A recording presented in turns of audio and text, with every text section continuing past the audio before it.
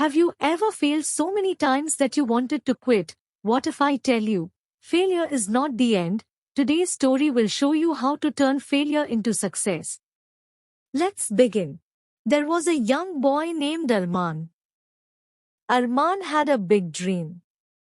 He wanted to become a famous artist. Every day, he practiced drawing for hours. But there was one problem. His drawings were not good. When he showed his work to people, they laughed. Some even said, "You will never become an artist." Arman felt deeply discouraged.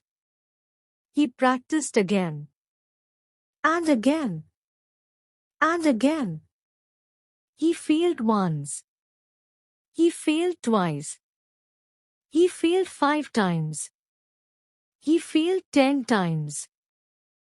One day, after another failure, he sat alone and thought, maybe they are right. Maybe I should quit. But then he remembered his dream. He remembered the joy he felt when drawing. So he made a firm decision. He said to himself, I may fail 100 times, but I will not give up. Years passed. His skills improved slowly but surely. People began to recognize his talent. The same people who laughed at him before were now clapping. Arman did not succeed because he was naturally talented. He succeeded because he did not give up. Let's discuss vocabulary and phrases from story. Deeply discouraged. Feeling very disappointed and losing confidence. Sentence from story.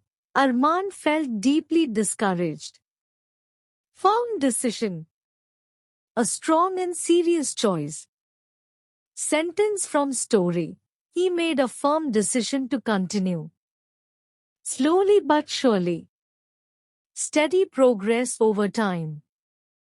Sentence from story. His skills improved slowly but surely. Recognize.